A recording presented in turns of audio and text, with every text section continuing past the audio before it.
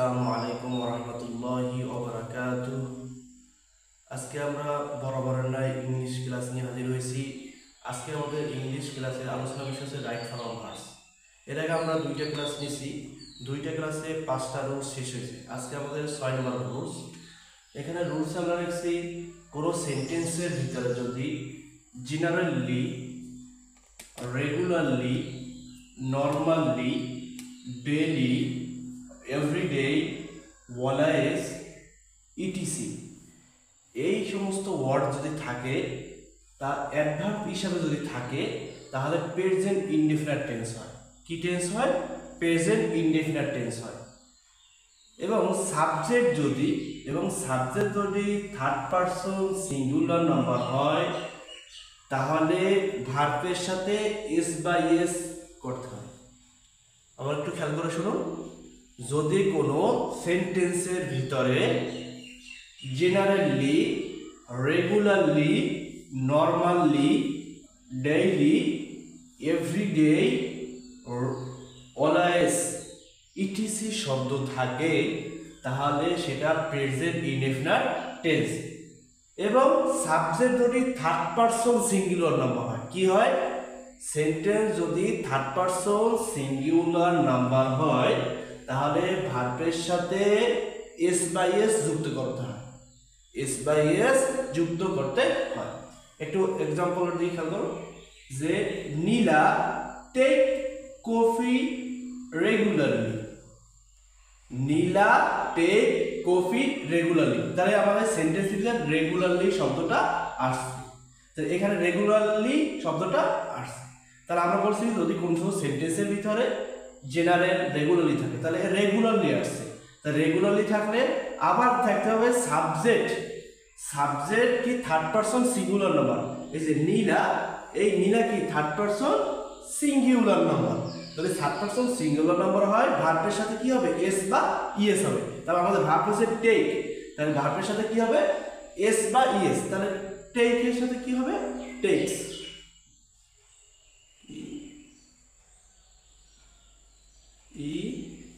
Text coffee regularly. তাহলে হবে কি? Neela takes coffee regularly. আর একটা খেয়াল করুন, he always try his level best. তাহলে আমরা দেখছি কোন সেন্টেন্সের মধ্যে কি আছে? অলওয়েজ আছে। এই যে আমাদের অলওয়েজ আছে, তাহলে সেন্টেন্সে অলওয়েজ আছে মানে কি আছে? তাহলে এটা হচ্ছে প্রেজেন্ট ইনডেফিনিট টেন্স। যদি প্রেজেন্ট ইনডেফিনিট টেন্স হয়, আবার খেয়াল রাখতে হবে সাবজেক্ট আমাদের কি আছে। তাই হি শব্দটা থার্ড পারসন সিঙ্গুলার নাম্বার, আর থার্ড পারসন সিঙ্গুলার নাম্বার হওয়া মানে হচ্ছে ভার্বের সাথে এস বাই এস, ভার্বের সাথে এস বাই এস। তাহলে ট্রাই, তবে tries, tries his level best, মানে he always try his level best. তাহলে এদের আমরা বুঝতে পারলাম, কোন সেন্টেন্সে যদি generally, regularly, normally, daily, everyday, always এই শব্দগুলো যদি কোনো সেন্টেন্সে থাকে, সেটা হচ্ছে প্রেজেন্ট ইনডেফিনিট টেন্স। আবার সাবজেক্ট যদি থার্ড পারসন সিঙ্গুলার নাম্বার হয়, ভার্বের সাথে এস বাই এস যুক্ত করতে হয়। 6 নম্বর রুলস কি আছে? কোন সেন্টেন্স দ্বারা যদি ইউনিভার্সাল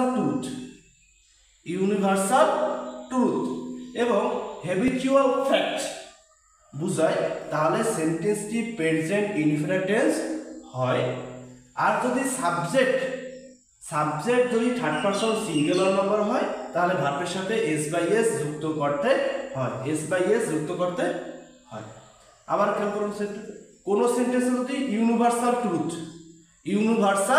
ট্রুথ এবং হ্যাবিচুয়াল ফ্যাক্ট বুঝায়, তাহলে সেটা হচ্ছে প্রেজেন্ট ইনডেফিনিট টেন্স। আর এই প্রেজেন্ট ইনডেফিনিট টেন্সের সাবজেক্ট যদি থার্ড পারসন সিঙ্গুলার নাম্বার হয়, তাহলে ভার্বের সাথে এস বাই এস যুক্ত করতে হয়। এক্সাম্পল দেখেন, the earth move around the sun. The earth move around the sun. তাহলে এখানে আমরা কি দেখতেছি?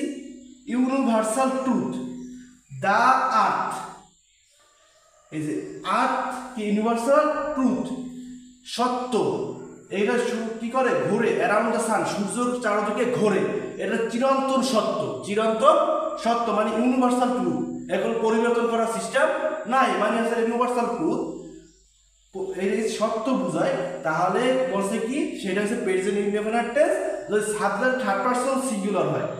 এই দা আর এটা হচ্ছে থার্ড পারসন সিঙ্গুলার নাম্বার, তাহলে ভার্বের সাথে এস বাই এটা মুভ, তাহলে হবে moves, M O V E S, moves. তাহলে the earth moves round the sun, round the sun. We know that ice float on water, on water. We know that ice float on water.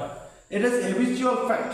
তাহলে কি হবে, আমাদের এটা third person singular number, এই third person singular number, সাবজেক্টে কি আছে third person singular number, তাহলে ভার্বের সাথে আমরা ই এস বাই এস লাগাবো, তাহলে কি হবে এফ এল ও এ টি ফ্লোট, ফ্লোটস।